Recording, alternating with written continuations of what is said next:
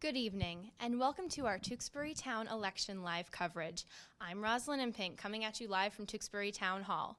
Tonight we'll be discussing local issues with several guests, including students and candidates, as well as the 4 ballot questions. If you voted already, yay for you. If you haven't yet, there's still time to get out to the polls. They're open until 8 tonight. I already voted, and they give you a cool sticker. Did you vote today? Yes, I did. I already have Awesome. my cool sticker, too. Fantastic. My first guest tonight is Dennis Francis from the Tewksbury School Committee, who is also the chair of the Elementary School Building Committee. Hi, Dennis. How are you? Good. How are you tonight? Good. Thank you for being here. Thank you. So I wanted to talk to you about our new elementary school building project. Could you give us a brief history of the project? Sure, I'd love to. And before I do that, thanks again, Rosalind. Thank you. It's like history tonight, and this is a proud moment to be on live TV. Thank you very much. I'd like to talk a little bit about the history of the project. This project really goes back almost 12 years in terms of when there was a study done for all the schools in the conditions of all the schools in the town. It also included the high school, and that was why we ended up doing the high school first. But this project itself has really taken about 5 to 6 years to get where we are. We tried 3 times with the MSBA to get approved to do work on our elementary schools, and we were denied each time. And finally, in 2016, we were approved. And once we were approved, it really started the process of where we are today in terms of the vote that happened today. So initially, from the MSBA, what was approved was a replacement of the Trahan Elementary School. So as the building committee was formed and we looked into the alternatives, we realized, and I don't really have to tell anybody in this town, that some of our elementary schools, they're old. We try to keep them up the best we can, but they really need some major work. So initially, what the goal was to have 1 elementary school replace all 4 elementary schools and take care of all 4 issues at one time. Unfortunately, when we went to the MSBA, they quickly informed us that that really was not a viable solution. So once that wasn't a viable solution, the next step was, what can we do most to benefit the students in this district and take care of some of our aged buildings? So as the building committee evolved, and once we got our owner project manager on board, which is Harry International, is we looked around, and the consensus was on the committee to do something that would affect not only the Heathbrook and the Trahan schools, but maybe take some relief off of the Dewing and the Dewing and the Heathbrook also. So what we did was we came up with a plan to build a school that was grades 2, 3, 4, townwide, that would replace the North Street and replace the Trahan school and take the 2nd grade out of the Dewing and the Heathbrook. And once that initial proposal was approved by the MSBA, we then had to come up with, okay, where are we going to put the schools? So we looked at multiple sites. We started probably with 13 sites, narrowed it down to probably about 7 sites. And the most viable solution we came up with was the John F. Ryan school site. And once that was determined that that's where the school was going to be built, that's where we are today, and that's how really the project evolved. And once we realized that the Ryan School, for a multitude of reasons, was the best site, center of town, buildable area, and we also, while we were there on that site, as people in this town all know, the traffic situation there is not good. So one of the goals also was to build a new school, take care of some of the traffic issues, take care of the aged center school, and the aged Doucette Field. So where we are in the project today, that's a little bit of the history of where we are. And today was the vote, the initial vote on the project, to see if we move forward to town meeting. It's taken us about 7 years to get to this point, and that's where we are. Wonderful. Thank you. I was hoping that you could actually explain to voters question 1, which they saw on their ballots today, about the debt exclusion question. Could you break that down for them? Sure. And basically, the vote approval for the town is really a 2-step process. The first process today is the debt exclusion vote in terms of just authorizing the town to move forward. There's not a financial number in the vote today. If we are successful tonight with this vote, in which we need a simple majority vote, the question then moves to town meeting on May 6th, where the finances will be voted on the town. And at that particular night, we need a 2/3 majority. And basically the way it works is, this sometimes gets a little complicated. It gets even complicated for me, who I've told this story to probably over 50 times. So basically the way it works, the MSBA gives us reimbursement rate on what's reimbursable on the project, not off the total cost of the project. So we are very fortunate in terms of our goal is that we can max out at our reimbursement rate at 58.77%, which is a great number. As the projects move forward in the state, reimbursements are going down. We're getting some extra points on that in terms of our maintenance record, in terms of building the building as a green building, and also in terms of the delivery method we're going to use for construction, which is a construction manager at risk. One of the interesting things when the board finally approved this project on February 13th, some of these extra reimbursement points over the next 2 years are going away. We're grandfathered in. And as I've said at many of the community meetings, is we are really in a good spot in terms of the money we're going to get from the state. And believe me when I tell you that if we don't move forward with this project, there's many cities and towns out there that are willing to take our share. So basically what happens is the MSBA at a max grant is going to give us $32,736,619. What that means is the cost to the town and the taxpayers is roughly $65,767,000 over 20 years. And the impact to the average taxpayer in this town on a house assessed at $404,000 is about $445 per year in their tax increase. One of the other ways to look at it, that's really the starting point of that tax increase. Over the course of 20 years, that number goes down. And also that's based off of today in terms of what the lending rates are. So one of the things that will happen is if we're fortunate tonight and fortunate enough for town meeting to pass is, right after that, the town manager in early June, he'll go out for a bonding and get the best possible rate that there is. So I'm quite confident in that number. And one of the other things, when you look at these numbers, and what I've been telling the people is everything that we're doing in this project, from building a new athletic field to taking down the center school to replacing the Trahan and replacing the Knott Street and doing a campus complex and a ring road to take care of the traffic.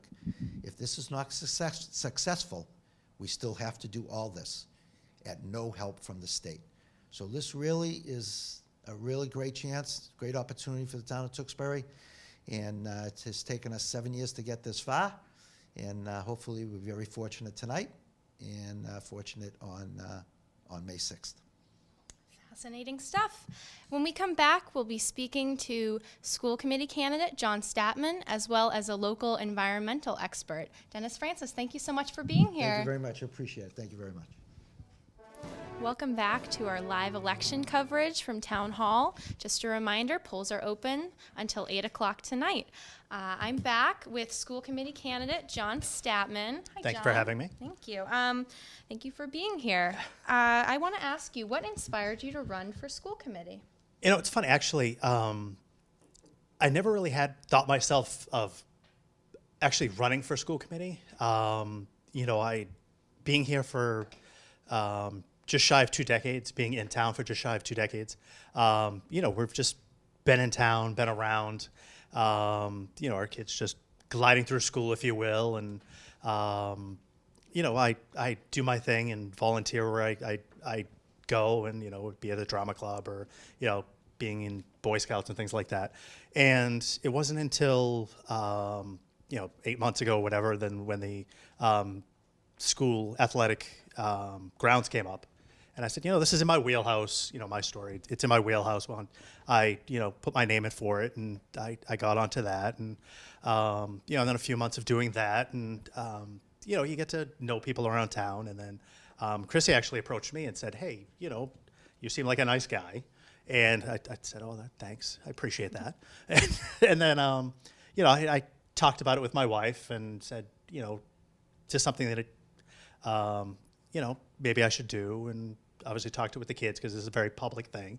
And, you know, obviously it's a very different role for myself. But when we start looking at the school committee as a whole, it's not just obviously for the students, which obviously, you know, if you have kids, you obviously want them, you obviously want the best for your kids. Obviously, when you have kids, the purpose, as a parent is to, do what you want to and be, be a parent and do everything you can to advance your child, if you will. But again, I feel that there's so much other things that I can contribute, being in facilities and bringing that, my piece with safety and security as well. Obviously, I've pushed that during, all the talks that I've been to and everyone that I meet. So again, my wife's side of the family, they have, a lot of teachers in the family. And, I have the teacher talks that, I get acclimated to and, I have that and I understand that the struggles that they have and, that we truly don't appreciate teachers enough. And, you can't say that enough about teachers. That, we send our kids off and they deal with our kids for, 6 to 8 hours in a day and, then they come back to us, and, that's it's like I said, I truly do appreciate a teacher. And again, we don't value them enough. But again, I think to come back to the whole thing, there's the, the facility safety security piece. Like I said, I put my name into the ring to bring my that specialty that I bring, obviously, that new set of eyes, into the race, if you will.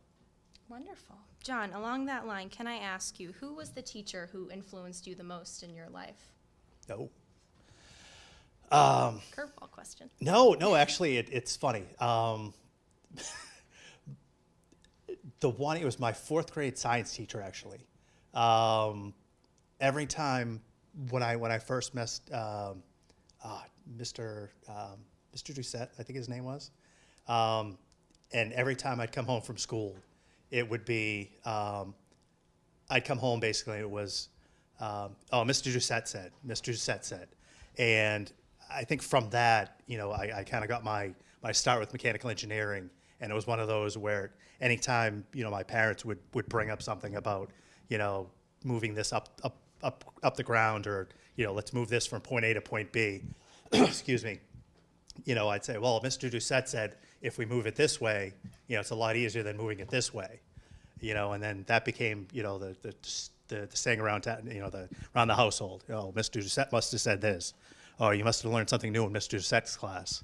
So I think that was obviously he was a big driving, point in my life, probably around the age of 9, around that time, so. Wonderful. Yeah. So you have effectively already won your seat. You're in an uncontested race. We don't know if there's this two candidates. Two candidates. I don't know if there's this underground movement for a write-in candidate. We'll fingers crossed. Assuming that fingers that you crossed. Get the Yes. seat, what's going to be your first issue that you're going to take up on the school committee? Like I've mentioned before, I've already spent a good amount of time with Chris Malone, and they've been more than accommodating, with an open door so far. I've already started to, scratch at the budget a little bit, trying to get a good understanding, as far as the, special education. I've already sat down with Chris a little bit and, obviously some of the vaping, we've just scratched the surface on that. But obviously, the first thing, obviously my background and my passion, I had my packet delivered from John Marchand. And I spent, honestly, almost an hour in my driveway yesterday. And, come Monday at 6:05, I'm going to be placing a call/email to John. That way I can, walk in and actually see what's behind the curtains, because right now it's, I walk into the WIN and it's, I go right to the auditorium or I go up to Mr. D's classroom and things like that. That's where I've been permitted, if you will. So yeah, I'm going to be walking into the classrooms and walking into the rooms, the boilers, and kind of take the next step in. That way I can at least see and take a deep dive into those numbers because, as I was talking and speaking about during the, 2 or 3 committee meetings ago, some of those numbers, again, I had a 7-8 building facility in Woburn at one of my previous careers, and we have 7 buildings here. So again, the budget numbers are very similar. So, again, I want to see what's going on and how schools tick and things like that. So again, you can only see so far from, the background and around and things like that. So obviously, again, that's going to be on first things for myself. And then I've only just scratched the surface as far as my packet goes, and I want to see what else is in there. So everything obviously that's on the docket as well as that. So Wonderful. Thank Yes. you. You mentioned the Wynn Middle School. I know that your son Matt is involved in the drama club there. Yes. And I'll do a quick plug for their show. They're performing tonight at 7 p.m. An absolutely true story as told by a bunch of lying liars. You can catch them tonight at 7:30. 7:30. You can catch them tonight before they head to the Massachusetts Educational Theater Guild's Middle School Festival at the end of the month. They'll be competing against 6 other middle schools at Stony Brook Middle School in Westford, Massachusetts on April 27th. Donations are appreciated, but the show is free. I saw it the other night. I saw it actually this afternoon. It was hilarious. It was. And so I'd encourage everyone to go out and see it. Good show as always. All right. Well, John, thank you so much. Thank you so much for having me. Yes. All right.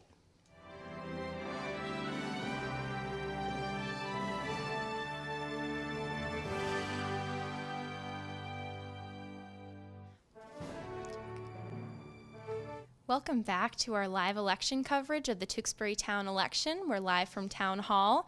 Just a reminder that the polls are open until 8 o'clock tonight. My next guest is an open space advocate and outdoor enthusiast. Here to talk about Tewksbury's trails and offer ideas about civic engagement is William Mullins. William, thank you so much for being here today. My pleasure. So you're in 6th grade. Correct. Yes. And you've been involved in Tewksbury's open space projects for several years now? Yes, I routinely go on trail walks, and I also participate in Earth Day and Halfway to Earth Day events. Awesome. Now, in your opinion, how can the town and open space committee help make residents more aware of our trails? I think that having more nature involved, such as having trail cams mounted in the trails, taking pictures of the local deer, coyotes, the occasional rabbit or two, is a great idea. I also think that we can host more trails walks, and we can also have more cleanups. Wonderful. Now, how can residents offer more input and have discussions about open space issues? Tewksbury residents can submit ideas to the town manager or the open space committee. And maybe some community forums? Yes. Yes. All right. Now, William, you've been involved in your town a lot more than some people who are 4 times your age. How can we get more young citizens like you to be involved in the town? We can have school assemblies showcasing what we do, and we can also have school clubs involved, helping out with the town, such as the Ryan School Green Team, which has helped many times in the past. Wonderful. Now, are we going to see you on Earth Day today, this month coming up? Yep. At the cleanup? Fantastic, which is on May 4th at Town Hall, on Town Common from 9 to 2 p.m., townwide cleanup. You can see William Mullins. He'll be there. I'll be there. It'll be fantastic. And we also want to let residents know that they can pick up this lovely open space packet from the Tewksbury Public Library. There are maps included. There are details about trails. I think our trails are pretty fantastic. Yeah. Get out there now that the weather is beautiful. Yeah. We've done a lot of work on them, and they're looking great. Fantastic. And coming up at the library, we're doing some green programming on Wednesday, May 1st at 7 p.m. You can come learn about recycling from Mass Department of Environmental Protection Representative Julia Green. And on Friday, May 3rd at 7 p.m., they will be airing a documentary series called Facing the Surge and also the movie Straws. William, do you have a favorite trail in town? I'd say it's Pinnacle.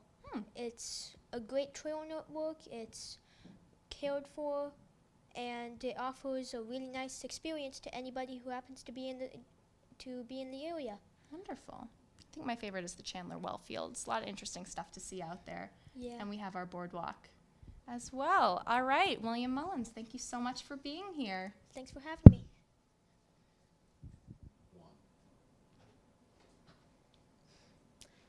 And we're back with Tewksbury's live election coverage. I'm Rosalyn Impink coming at you from Town Hall.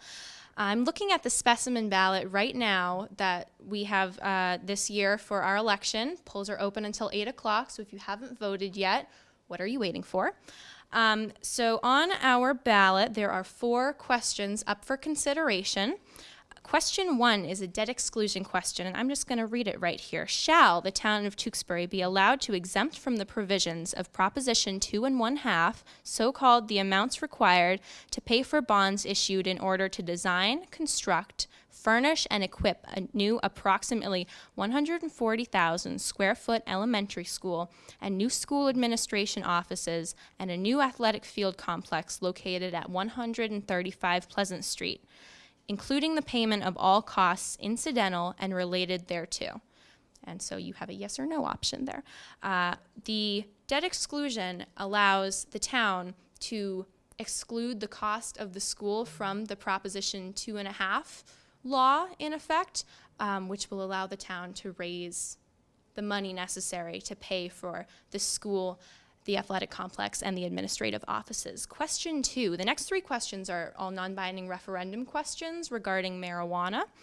So I will read question 2. Are you in favor of allowing a licensed recreational marijuana cultivator to locate and operate within the boundaries of the town of Tewksbury? Our third question is, are you in favor of allowing licensed recreational marijuana independent testing laboratories to locate and operate within the boundaries of the town of Tewksbury? And question 4, are you in favor of allowing licensed recreational marijuana product manufacturers to locate and operate within the boundaries of the town of Tewksbury? All 3 of these questions are non-binding. They're essentially a way for the town to gauge how residents feel about the questions. So either way you vote, it's essentially a survey, and it takes no action. So those are our 4 ballot questions. On the other side, if you haven't voted yet, make sure when you go, you have to turn your ballot over. That's 2 sides. We have 14 candidates up for election over 7 different boards.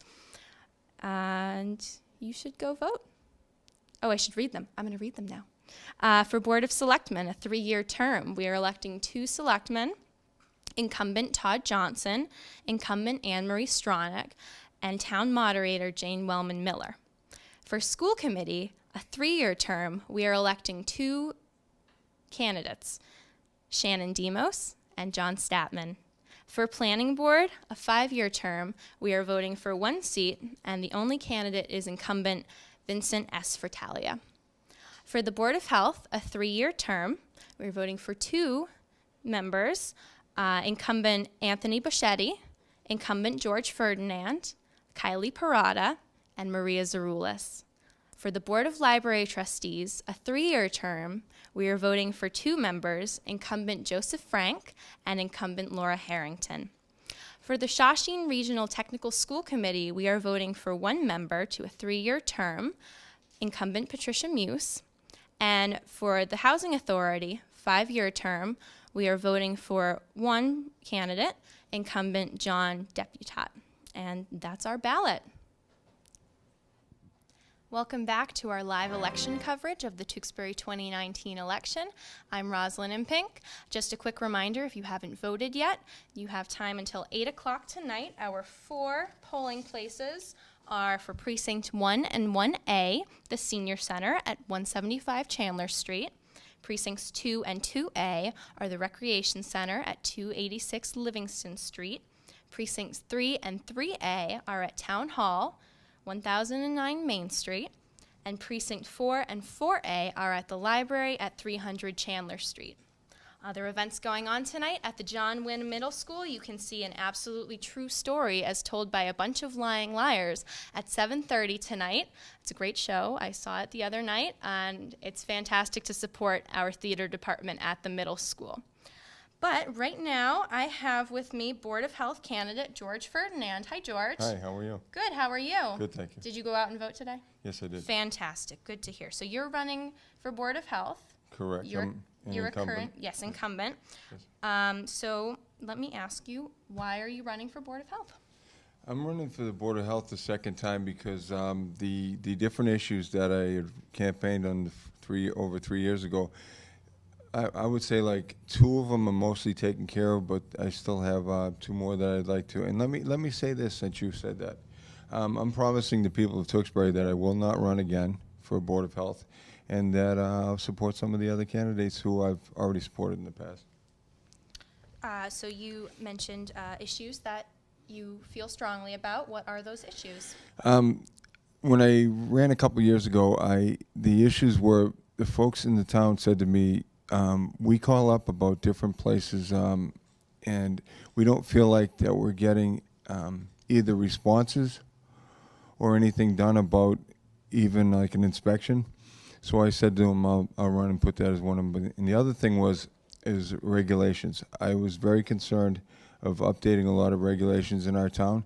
And what's happened in the last 3 years is since the end of 2015, half of the regulations, at least 7 out of the 14 or 15 on the webpage have been updated, new or revised or whatever you want to call them. I'm proud of that, and also because that's one of the things I actually, behind the scenes, you lobby for. And the other thing was that I've not had one person in the town say to me that they have at least not gotten a response whenever they brought something that they like are concerned about a facility, food, or anything. Let me just say this, not just because of me running for that, but our director was put in about 6 months before I was on the board. Me and Anthony were elected, so I credit a lot of it to her. Thank you. Fantastic. All right. So you mentioned that you were very proud of working on regulations, updating Correct. those. What is going to be the focal point of your next term should you win? Well, again, I have 3 or 4 things. One is to lobby for the tattoo, and an offshoot of that is I'm trying to think of it, where basically you cut a person, like for instance, if they wanted eyebrows. I can't think of the name of it, but we need to figure out what we're going to do about that, but it has to be separated from tattooing. The other thing is also for, I want to say storage units, but I don't mean that. We have a lot of facilities in our town where they're business, and they have to have the clothes in dumpsters. That's what I'm looking for, dumpster regulations.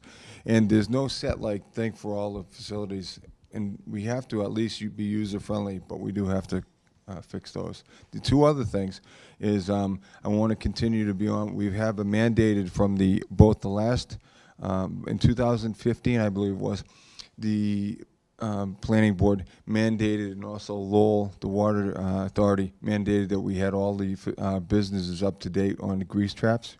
And we got about 1 more year to go, and we've done it. Between engineering and our department, again, they did a fantastic job because one size couldn't fit all, and we stepped forward and gave it three options for businesses to come, and they came. They didn't all come at the last minute. So thank you very much for the question. Fantastic. All right, George Ferdinand, thank you so much for being here. Thank you. Real quick, I am just going to mention that the Tewksbury Peacemakers Quilters are having their show on June 1st and 2nd from 10 to 4 p.m. at the Senior Center. It's going to be a good show. All right, George Ferdinand, thank you so much. Thank you very much.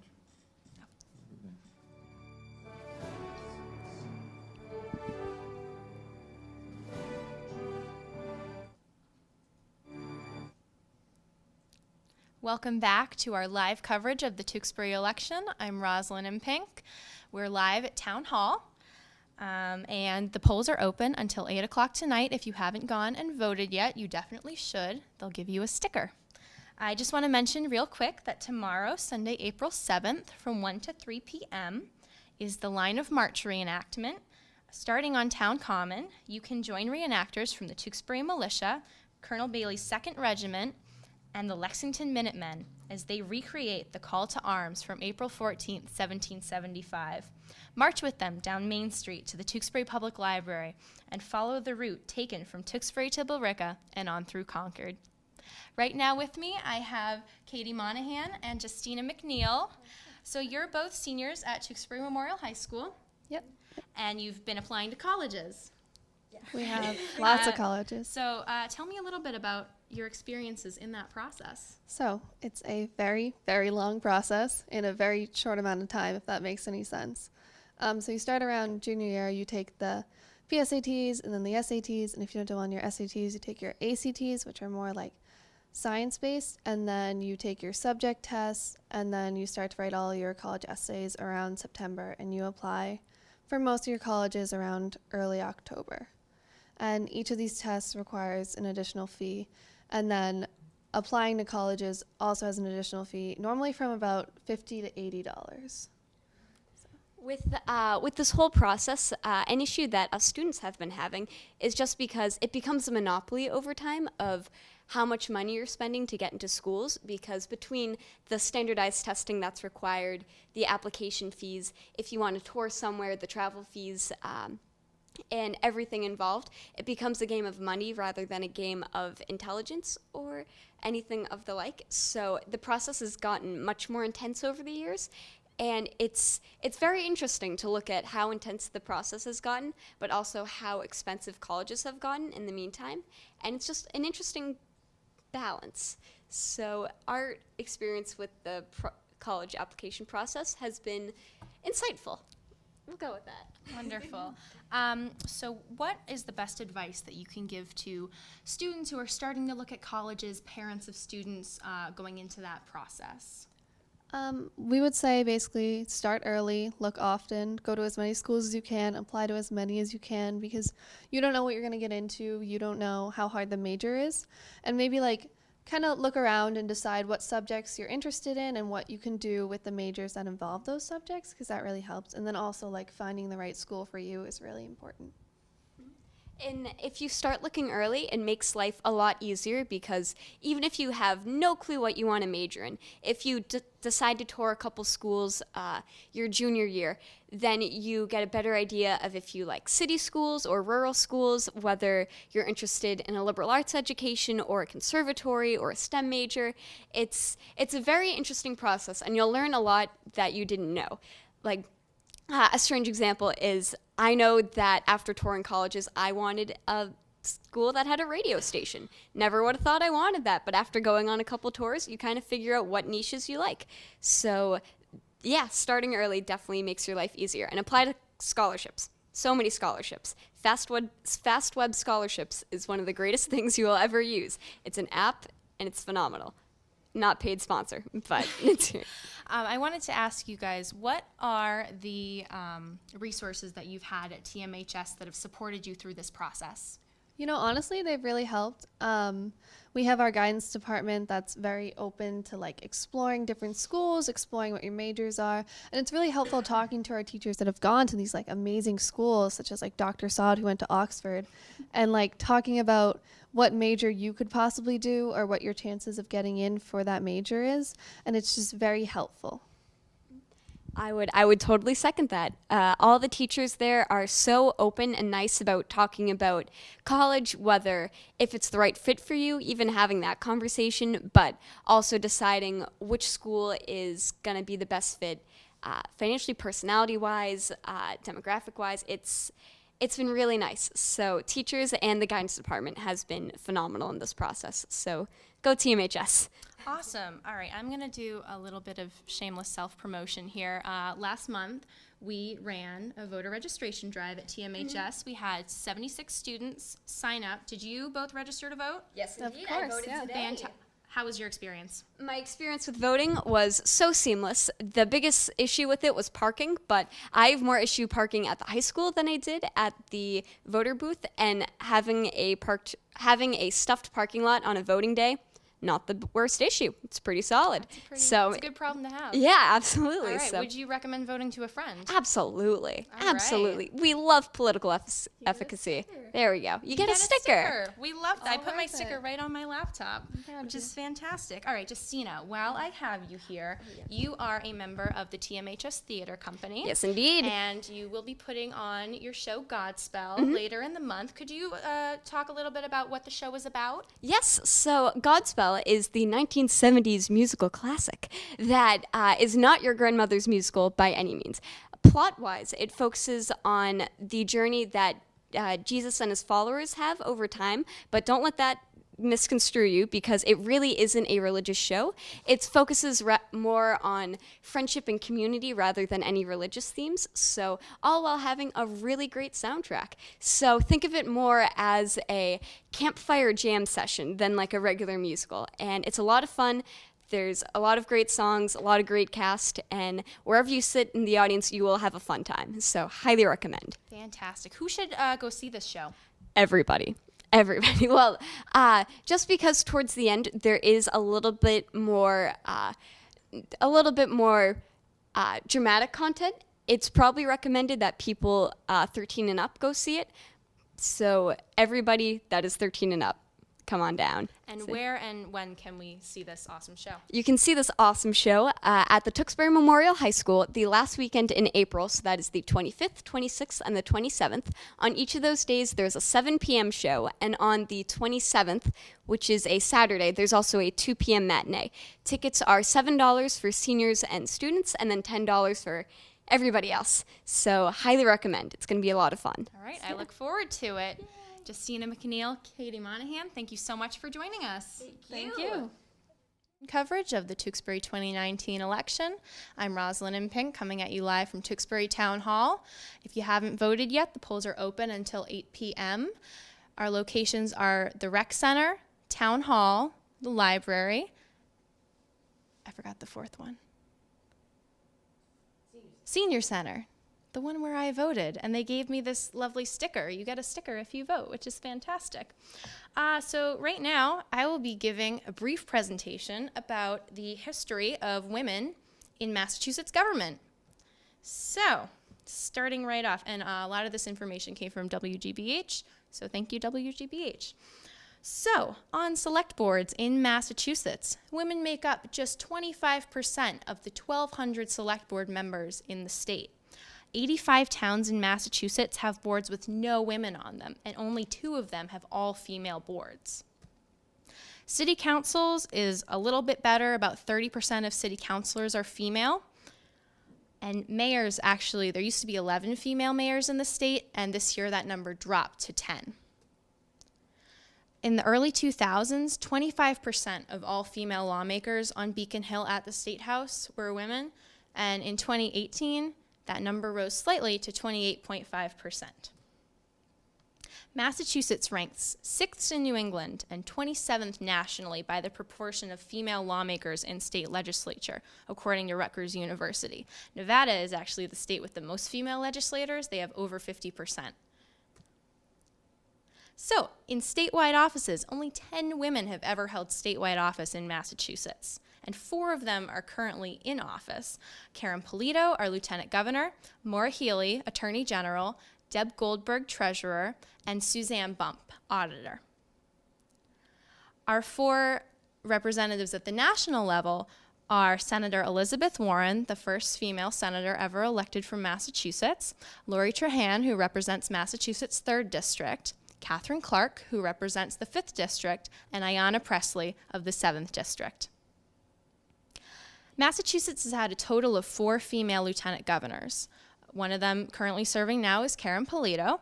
The first was Evelyn Murphy, who in 1987 became the first female lieutenant governor serving under Michael Dukakis. The second was Carrie Healey, who served with Mitt Romney in 2007. And the third was Jane Swift, who served with Governor Paul Cellucci in the late 90s. Now, Cellucci was selected by George W. Bush to be ambassador to Canada. So when he left his role as governor of Massachusetts, Jane Swift became acting governor and therefore the first female governor of the state of Massachusetts. We've actually never had an elected female governor. So, a brief history, going way back in time. So, in 1920, women were granted the right to vote in all 50 states through the 19th Amendment. Well, whatever states were in the Union at that point. So, just a few years after that, in 1923, 2 women, Sylvia Donaldson and Susan Walker Fitzgerald, became the first women elected to the Massachusetts state legislature. In 1925, Edith Norse Rogers became the first congresswoman elected from Massachusetts.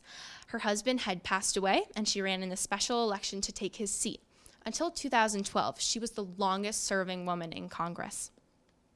In 1936, Sybil Holmes became our first female state senator. And in 1973, Doris Bunty became the first African-American female state legislator. Evelyn Murphy, as we mentioned, became the first statewide office holder as lieutenant governor in 1987, and in 2001, Jane Swift became the first female governor. Little more recent history, in 2007, Martha Coakley was elected as our first female attorney general. Also in 2007, Therese Murray was elected as the first female president of the Massachusetts Senate. 2009, Ayanna Pressley became the first African-American Boston City Councilor. She's currently a congresswoman representing the 7th District. In 2013, Elizabeth Warren became the first female senator from Massachusetts. In 2014, Maura Healey became the first openly gay attorney general in the country. And in 2016, Michelle Wu became the first woman of color to serve as president of the Boston City Council. We've actually never had a female Speaker of the House in Massachusetts, in the Massachusetts House of Representatives. So in Tewksbury in 2019, our ballot this year is made up of 50% female candidates, including on the selectmen, Jane Miller and Anne Marie Stronach, School Committee, Shannon Demos, Board of Health, Kylie Parada and Maria Zaroulas, Board of Library Trustees, Laura Harrington, and Shawshene Tech School Committee, Patricia Muse. And that is a brief history of women in Massachusetts legislature. Thank you.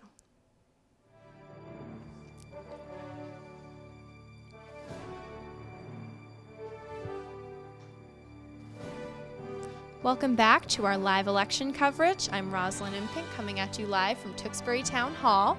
If you haven't voted yet, the polls are open for one more hour until 8 o'clock. Close to 4,000 people have voted. You can be part of that awesome group. They will give you a sticker. Right now, I have with me Kylie Parada. Hi, Kylie. Hi. Thank you for being here, and you are running for Board of Health. Fantastic. Now, can you tell me a little bit about why you decided to run for the Board of Health? I just saw that there was an open seat, and I felt as though a nurse should be on it. Tewksbury has had a nurse on it for multiple years in the past, and so I felt that there was a need that I could help out with. Fantastic. Now, can you tell me a little bit about how you think that your experience as a nurse will apply to the Board of Health if you're elected? I do have 8 years of nursing experience, as well as multiple college degrees, that I think that with my knowledge base that I'd be able to bring a different aspect and knowledge base to the Board of Health. Fantastic. Now, if you are elected, what's going to be your focal point of your term? You could pick just one. Honestly, it's not really about me. It's about what would benefit Tewksbury the most, and Tewksbury citizens the most. It's not for me. My votes would never just be based off my personal feelings. It would be research-based and voting for the town. All right, thank you. What do you see as the biggest public health crisis right now facing our town and our Commonwealth, as well as the country? There's a lot of substance abuse issues, a lot of mental health issues, insurance cutbacks with mental health. We also have like the measles outbreak and stuff like that that's going to be concerning for multiple individuals. So I see all of those as becoming issues. All right. I asked this to John Statman. I'm going to ask you this as well. Who was the teacher that influenced you most in your life? Her name was Mrs. Jurgens. She was my first grade teacher at an elementary school, and she was just fun, got us all engaged in learning and activities. Fantastic. And what drew you to the field of nursing? Oh, God. This story is just an interesting one. I was just a lost college student, had no idea what I wanted to do. I really liked anthropology, but my anthropology teacher said, "You are doing wonderful at this, but and you're one of the top students in that class, but said you would be much better suited to be a nurse." And so she kind of chose for me. And here you are. Yeah. Fantastic. Any last thoughts? No, just get out and vote. All right. Did you go out and vote today? I sure did. Fantastic. I voted for the first time today. It was very exciting. That is exciting. All right, Kylie Parada, thank you so much for being here today. Thank you. I'm Rosalyn Impink coming at you from Town Hall. We're going to run through some quick town announcements coming up in the next few months. So, tomorrow on Town Common from 1 o'clock to 3 p.m. is the Line of March reenactment from the Tewksbury Militia, Colonel Bailey's 2nd Regiment, and the Tewksbury Minutemen, who will create the Call to Arms from April 14th, 1775. March with them down Main Street to the Tewksbury Public Library and follow the route taken from Tewksbury to Billerica and on through Concord. On April 25th, 26th, and 27th, the TMHS Theater Company will be presenting their musical Godspell. Tickets are $7 for students and seniors and $10 for adults. The shows are at 7 p.m. on the 25th, 7 p.m. on the 26th, and 2 p.m. and 7 p.m. on the 27th. On Wednesday, May 1st at 7 p.m., learn about recycling from Mass DEP Representative Julia Green as she moves beyond the bag ban and shows residents how to recycle at the Tewksbury Public Library. On Friday, May 3rd at 7 p.m. at the Tewksbury Public Library, 2 documentaries will be shown in honor of Earth Day, including Facing the Surge and Straws. On Saturday, May 4th from 9 a.m. to 2 p.m., join residents for the semi-annual townwide cleanup. Groups, individuals, churches, scout groups, and sports teams are welcome to sign up. Projects include trash pickup along the Shawsheen River, Long Pond, open space trails, and Main Street. Email clean.up.tewksbury@gmail.com or find the link on the open space page on the town website. And on June 1st and June 2nd, the Tewksbury Peacemakers Quilters will be presenting their quilt show from 10 a.m. to 4 p.m. at the Senior Center. Just a reminder that polls are open until 8 p.m. tonight. You still have about 40 minutes to get out there and vote. Exercise your rights. Welcome back to our live election coverage. I'm Rosalyn Impink coming at you from Town Hall. The polls are open until 8 p.m., so if you haven't voted yet, make sure you get out there. I'm sitting here with school committee candidate Shannon Demos. Hi, Shannon. Hi, good evening. Nice to see you. Thank you for being here. So my first question for you is, what inspired you to run for school committee? I have been in education for over 18 years now, and I've been unable to run because I was living and working in the same community. And since leaving this community to work in another district, it opened a door for me that I was excited to embark on this journey. I've been on the elementary school building committee for the past 3 years, I believe we've been meeting for. And it really has driven me to this point where I just am excited to join the school committee and see that we get ourselves this new elementary school that we so need and deserve here in the town of Tewksbury. Fantastic. Now, you are one of 2 candidates running for one of 2 open seats, so we're going to just go ahead and assume that that seat will be yours. So what will be your first priority on the school committee? Oh, like I just mentioned, finishing what I've started with the elementary school building. I think it's important today to get out there to the polls and vote yes, but then we have the next hurdle of the town meeting in May, getting that 2/3 vote out there and getting the students of Tewksbury the new building that they need to learn and thrive in daily. Now, you're an educator. I am. How has that experience, how do you feel that that experience will be valuable to you on the school committee? I believe that I will bring a lens to the school committee that is not there presently. My expertise is coming from the lens of an educator. And I think that being a resident, a community volunteer, a mother, and an educator will help drive my decisions when sitting on the school committee. Fantastic. Now, just one last question that I asked John Statman, and I'm also going to ask you. Who was the teacher that most impacted your life? Mrs. Jackman was my first and second grade teacher here in Tewksbury. She ended up to be my daughter's first grade teacher and my next door neighbor. She has since passed, and I miss her every day. But she is the reason why I became a teacher and why I want to give back like I do. Wonderful. Yeah. All right. Well, Shannon, thank you so much for being here. Shannon Demos. And the polls are open until 8 p.m. tonight. Thank you. Thank you. Welcome back to our live election coverage. I'm Rosalyn Impink coming at you from Town Hall. Just a reminder, the polls are open until 8 p.m., so get out there and vote.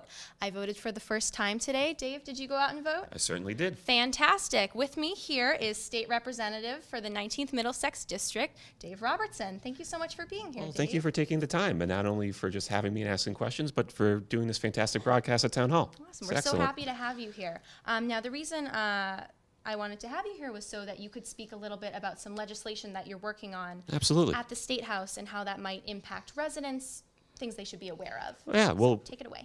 everyone in Tewksbury knows, and of the 9 candidates and now myself, there seem to be kind of 3 basic tenets which really rose to the forefront, and that was the complaints about, well, if you could see through behind us, Route 38, right out our window, right? And then what we're going to do about housing, and then also in Tewksbury, primarily was what we're going to do about the school.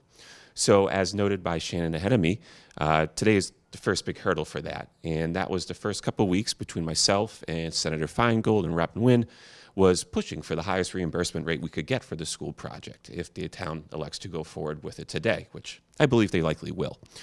So while that wasn't direct legislation, that was one of our biggest priorities. There were 2 big things, though, and both came from advocacy from 2 of our Board of Select members who are up for re-election today.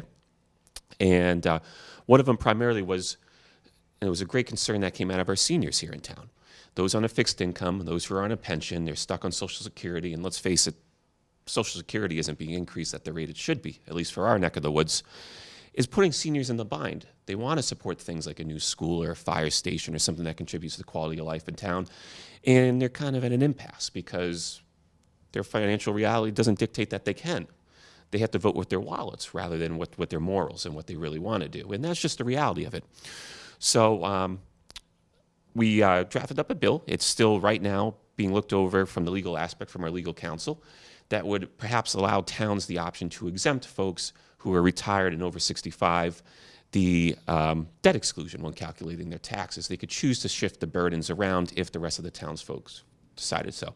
Myself, still working, fairly young, no kids, could pick up more of the burden than someone that's already paid for a prior elementary school or paid for a prior fire department.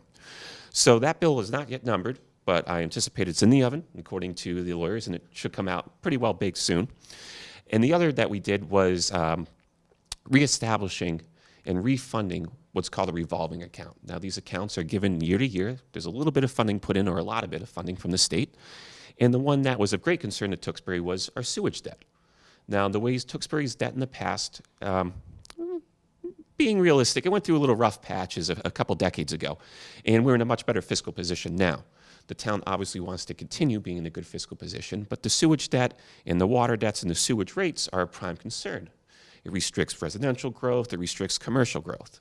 So one of the bills that we kind of came together and discussed and put together would, one, reestablish a higher amount of money for towns like Tewksbury to access to help pay off principal sewage debt, or in case of an economic downturn, they could tap in for a rainy day fund to keep our payments on time and keep decreasing our debt load.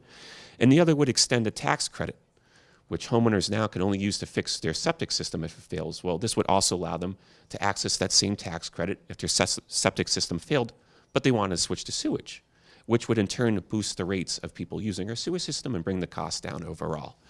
So those 3 big things, in addition to a Route 38 project, which we should have some exciting news about soon, which would fix Route 38 from Colonial up through the center of town, are the 4 big things, but really 2 of them only technically policy. Sounds like you're pretty busy up at the State House. Staying that way, Now trying you, to. You have been working in the State House in different capacities for 10 years. Yeah, I started as an intern in 2008, working for free, and then a little bit of a paycheck, and then thankfully, thanks to the voters and residents of Tewksbury and Wilmington, they sent me back to represent them. Fabulous. So 4 months in now we're at? Yeah. How are you settling into your new office? Well, I finally got a new office, which was Wonderful. half the exciting thing. For a while, we were in this place called the Bullpen, which I kind of said it was almost like the NASDAQ stock exchange. We're all standing there on our phones, yelling over each other. Phones are ringing and everything. So I am on the Committee for the Environment. In addition, I'm also on the Committee for Energy and Utilities, which is a big deal in Massachusetts with the expense.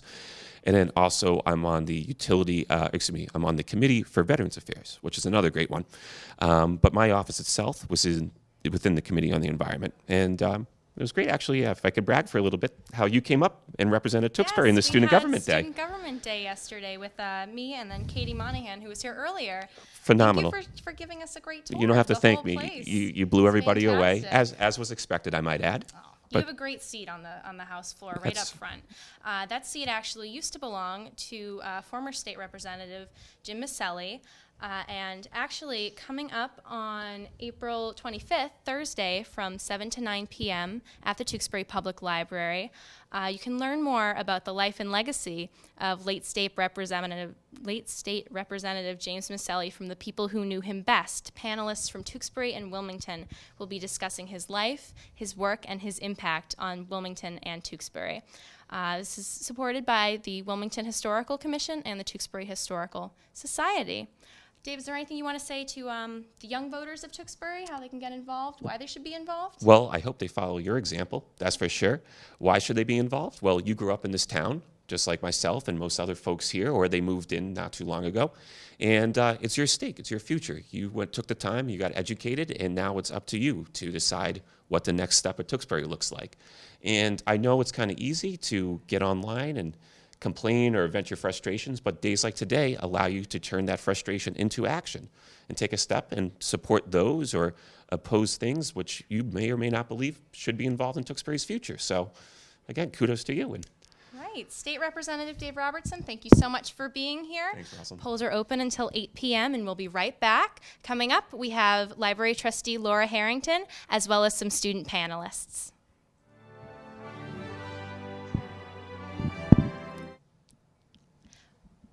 Welcome back to our live election coverage at Tewksbury Town Hall. The polls are open until 8 p.m. I'm Rosalyn Impink. With me here is Library Trustee Laura Harrington. Hi, Laura. Hi. I was going to say Paige, your mom's name, because I saw her in the room. Hi, Rosalyn. Thank you so much for being here. Oh, thank you. My pleasure. So you're running as an incumbent for the Board of Library Trustees. Well, I'm actually not listed as an incumbent on the ballot because I was an appointed position to fill a vacancy after Jean Walsh passed. I was appointed by the Board of Library Trustees and the Board of Selectmen last summer to fill the vacancy until now, and I chose to run this spring. So technically, I'm doing it, but I'm not listed as an incumbent on the ballot because of that appointment. You have some experience, Yes, which I is do. fantastic. So in those months that you've been on the board, from the things that you've learned, can you just explain to the viewers at home what the Board of Library Trustees does? Primarily, our responsibility is to advocate for the library and advocate for the library director, Diane Giarusso. So I have a background in libraries. This is easy for me to do. I've spent a lot of time advocating for libraries. I've been working in libraries since 1994. I've been a certified school librarian since 2004 at North Andover High School for the last 9 years. So I do know a little bit about libraries, and advocating for them is my passion in life. So I feel like I've been a great fit on the Board of Library Trustees. All right. Of all the library issues, which one do you feel the most strongly about? Definitely funding. Libraries are often seen as a nice-to-have thing, but not integral in day-to-day life, whereas libraries change countless lives daily. So it really serves as a third space in the community, someplace beyond work or school and home that everybody belongs and everybody has to them. And our library in Tewksbury offers so many incredible services and programs, and it's really an important cornerstone to the community where everybody's welcome. So making sure libraries are properly funded is definitely one of my key issues. All right. I asked the school committee candidates a variation on this question, and I'll ask you, was there a librarian in your life who inspired you to follow this path? Yes, Pat Loki at Scottsdale Community College in Scottsdale, Arizona, where I worked as a library page as I was beginning my college career and enjoyed it there so much. I continued working at the SCC library after I had transferred on to Arizona State University.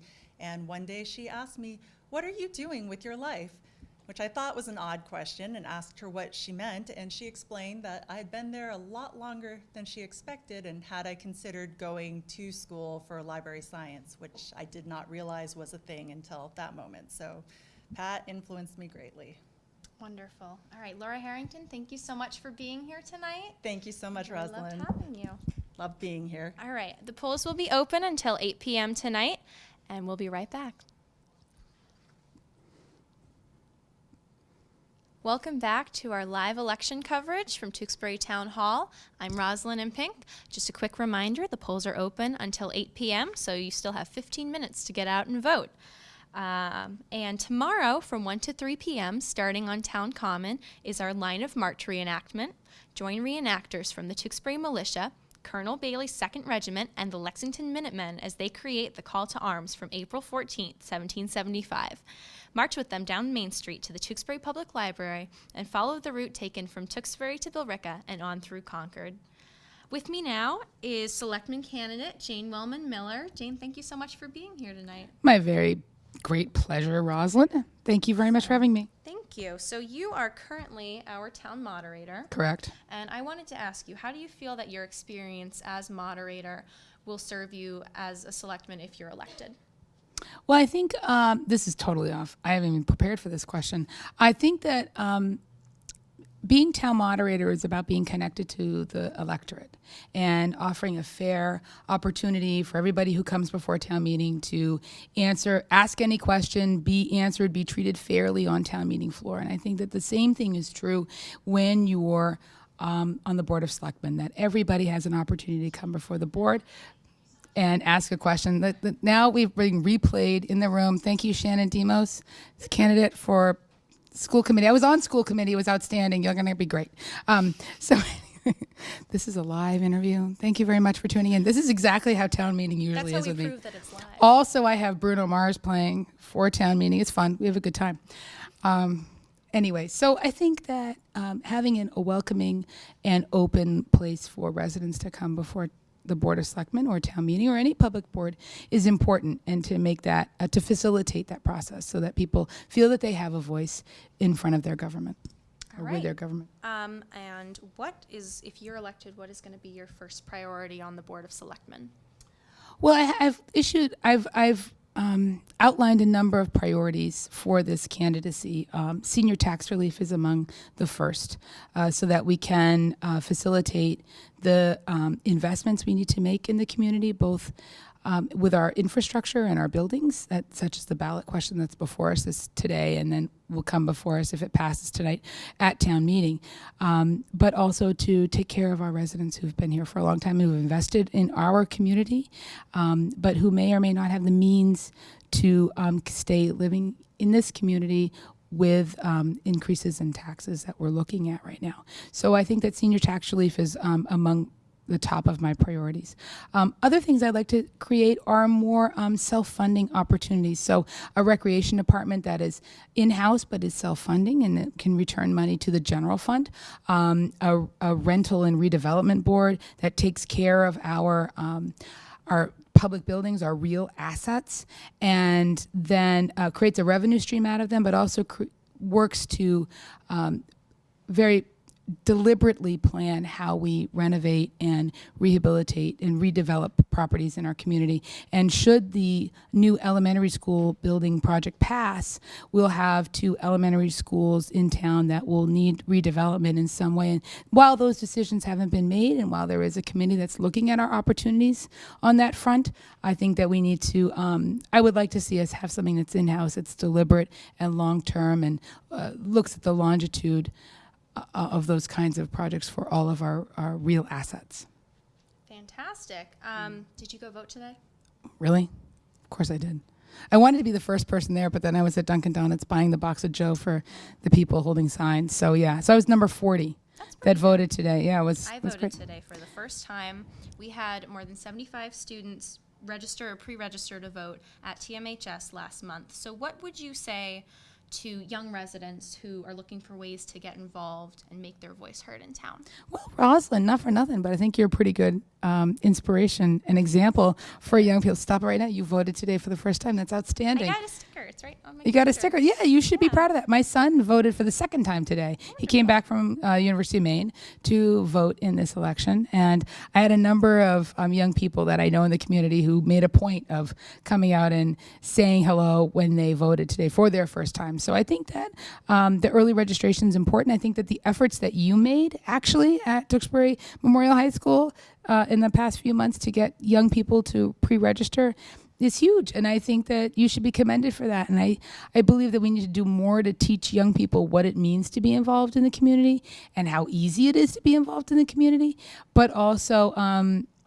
to kind of make it excitement about that. It's great. You have so much power when you vote to make decisions in the local arena. And so making that an exciting experience is a fun thing. I registered to vote. When I turned 18, the first thing I did is I got up in the morning, registered to vote. Not a lot of people are like that. So we're kind of wonky, Rosalyn. Not for nothing. It's a fun thing, but we can expand that, I think. So. All right. Well, we have a few student panelists coming up right after the break. Polls are open until 8 o'clock. Jane Melman-Miller, thank you so much for being here. Thank you very much, Rosalyn. You're the best. Really? I mean, I don't know. This is going All to right. work somehow. Awesome. Thank you. All right. Thank you.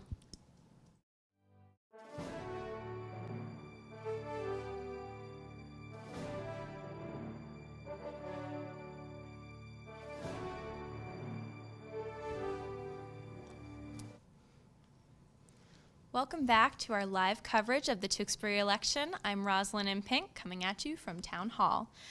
We just have a few minutes left in our election here, so we're wrapping up our program with some student panelists. Isabel Frost and Jasmine Wan, thank you so much for being here tonight. Thank you for having us, Rosalyn. We're going to be talking about some environmental issues. So, Isabel, last summer you were part of a group called the Trashy Teens. Can you explain what your group did? Yeah, so I was a part of a group called the Trashy Teens. For our individual service project for National Honor Society, we decided that the town really just needed to be cleaned up more, and we realized that there was so much trash on the side of the roads, in public parks, and even in school parking lots, so we just decided to take initiative and really start cleaning that up. So that's where we put our focus. We found a lot of trash, mainly in the woods, including alcohol bottles, plastic bags, and a lot of things that just weren't going to be able to decompose in the woods. So we thought it was really an issue.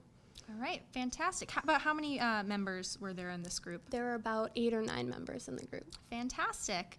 All right, now Jasmine, would you tell us about some green initiatives in the schools and maybe what steps you think the school administration and the district should be taking to improve on environmental friendliness? Yeah, of course. So like a few years ago, the Trahan had like a little garden they started to help teach younger children how to like support themselves and just kind of not trash as much, to be able to grow their own food and that kind of thing. But it kind of failed just due to the salt that was in the parking lot, and it was shoveled into the garden, thus destroying the soil and the plants. So that was just kind of like iffy, but it was a good attempt. And I think there are a lot of environmental like problems we have, especially at the high school. For example, we don't recycle. We do have recycling bins, they just don't tend to be the materials in them aren't recycled. They are thrown into the trash. And I do know that a club is in progress to begin recycling, actually going around the school and taking the responsibility upon themselves to recycle and to take the bins. Yeah. All right, fantastic. Now, I just have one quick question for both of you. Are you registered to vote? Yes. I will be soon. Okay, all right, we're going to work on that. We're going to take a real quick break, and we'll be back with our final segment in just a few minutes. Jasmine Wan, Isabel Frost, thank you so much for being here. Thank you, Rosalyn.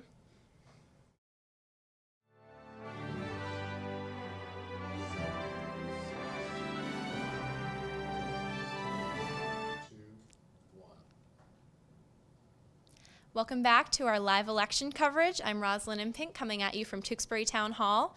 With me is Matthew Pelletier, a TMHS senior. Hi, Matt. Hi, Rosalyn. Thank you so much for being here. Thank you for having me. I wanted to get your opinion on the new elementary school project that's being proposed. So you've looked at the proposal and the different components of it? Yes. Now, what do you think about the design and the project? I think it's a good idea. I think it'll help the community. Now, the costs, some residents have said that they are pretty steep. Now, you and I are going to be, future taxpayers at some point picking up some of this cost. How do you feel about weighing the costs versus the investment in the schools? I feel like it's worth the cost because, the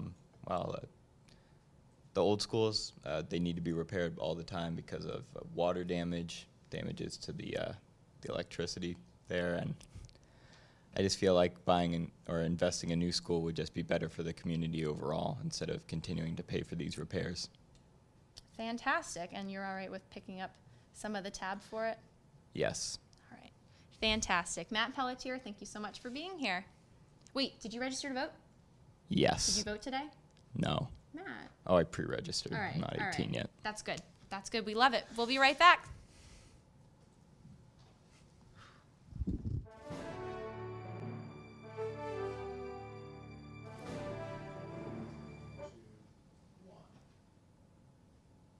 Welcome back to our live election coverage. I'm Rosalyn Impink from Town Hall. The polls have closed and we are headed into the final minutes of our broadcast. With me here is Selectman candidate Anne-Marie Stronach. Hi, Anne-Marie. Hi, thanks for having me. Thank you so much for being here. Now, you're an Excited. incumbent, so I just have a few questions for you. So, Sure. In your work with residents, what are the most common concerns that they raise with you?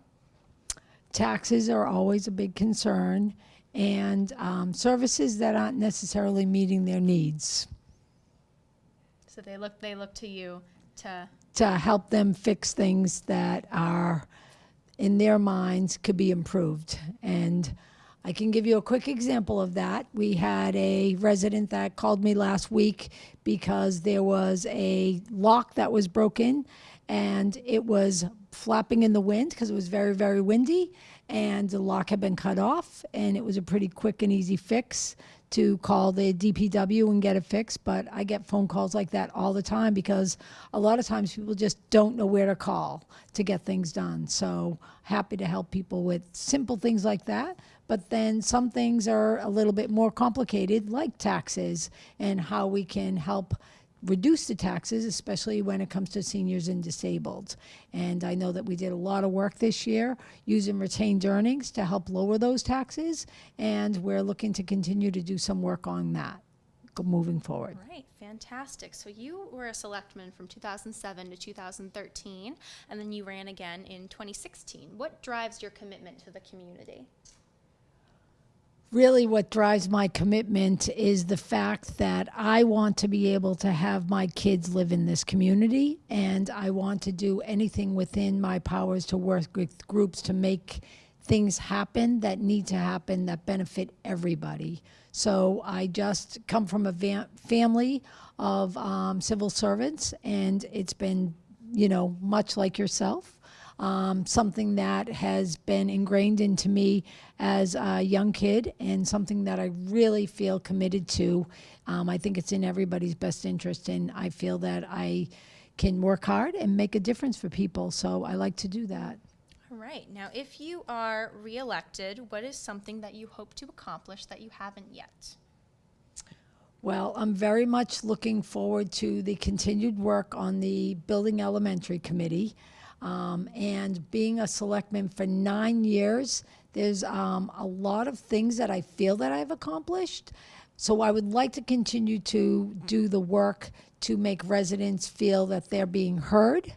And in terms of doing something new, I am looking forward to finding out what's on the horizon in the next 3 years that would be a little bit different and out of the box for the Board of Selectmen. But I think most importantly is keeping people in a way that they feel that their government is working for them.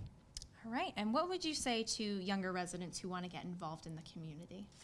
I think it is critical to get our younger residents involved.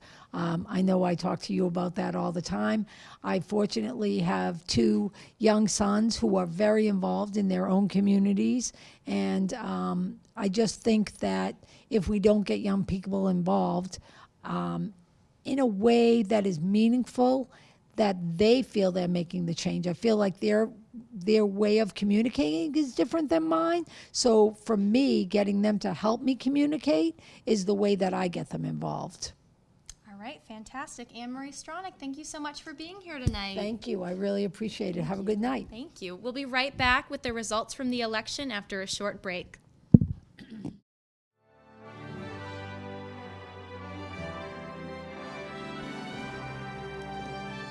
We're back with the live election coverage from Tewksbury Town Hall on our 2019 election.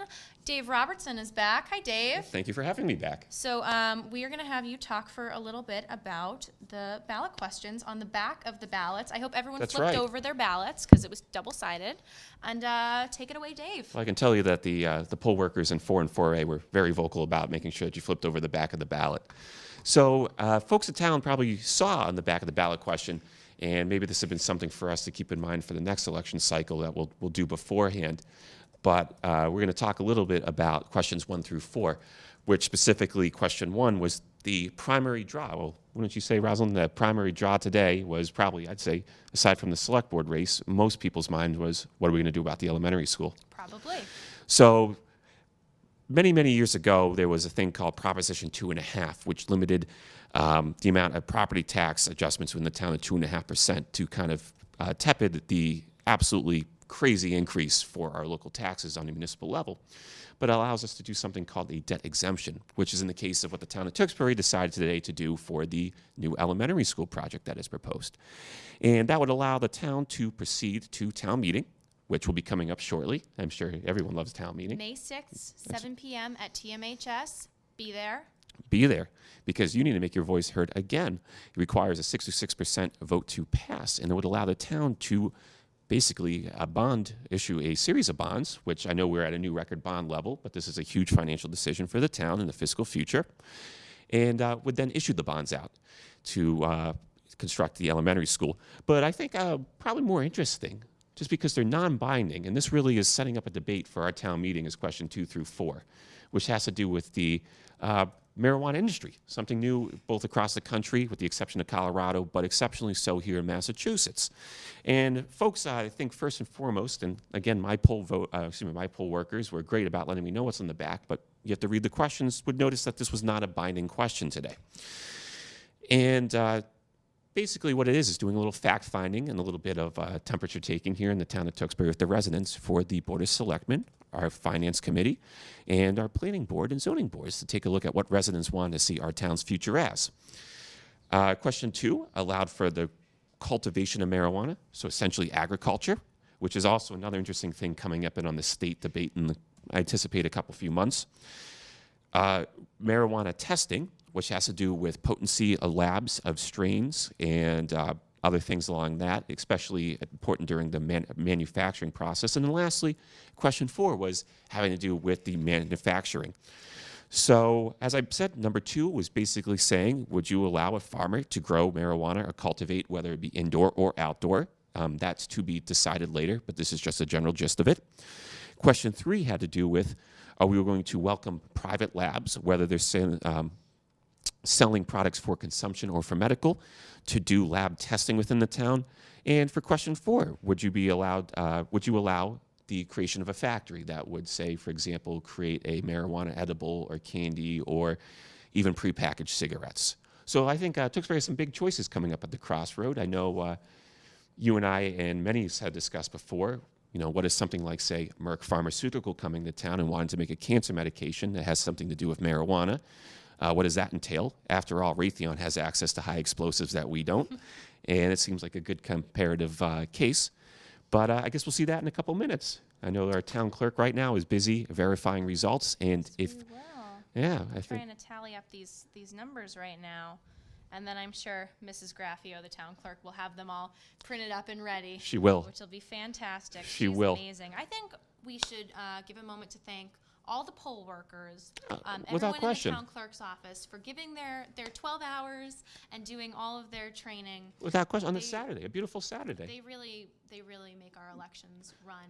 And the poll work, and I know I'm supposed to, as a public official, be impartial, but the poll workers are my favorite. So it looks like we have some breaking news here. All right. No? We're still waiting for 1 and 1A. We are 75% of the way there. Thank you so much. And we are looking at not precincts 1 and 1A. What? Preliminary results. That's what these are called. Should I announce them? I don't know. All right. So right at this moment, for precincts 2, 2A, 3, 3A, 4, and 4A, not 1 and 1A, Todd Johnson has 1,530 votes. Anne-Marie Stronach has 1,740 votes. And Jane Wellman Miller has 1,648 votes. With 33 write-ins and 899 blanks, that comes out to 5,850 votes cast across 3 precincts. I'm going to skip down to our other contested race for the night, which was Board of Health. For 2, 2A, 3, 3A, 4, and 4A, Anthony Bichetti has 1,325 votes. George Ferdinand has 930 votes. Kylie J. Parada has 1,155 votes. And Maria Zaroulis has 1,251 votes. With 20 write-ins and 1,169 blanks, that comes out to 5,850 votes cast. I'm also going to skip over real quick to the questions. Let's take a look at the ballot questions.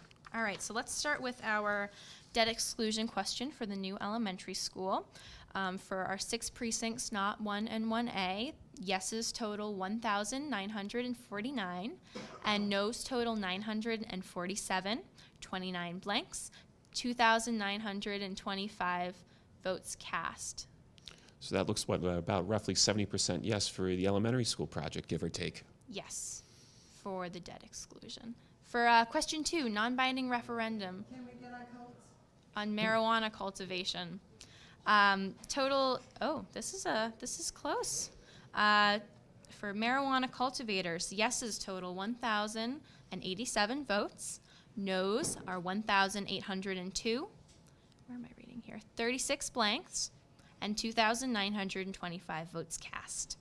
For question 3, non-binding referendum marijuana testing labs. Yeses total 1,187. Noes total 1,694. 44 blanks, 2,925 votes total.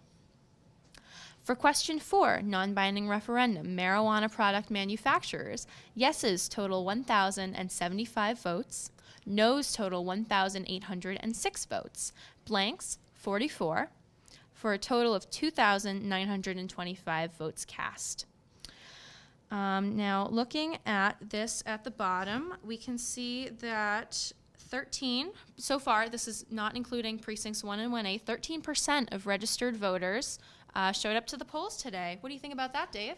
I think it's pretty good for a municipal election, especially with a debt exclusion on. Of course, I always wish for more folks until we get to 100%, but hey. Now, you've been more aware of local politics than I have. You've been around, don't here kid a long yourself.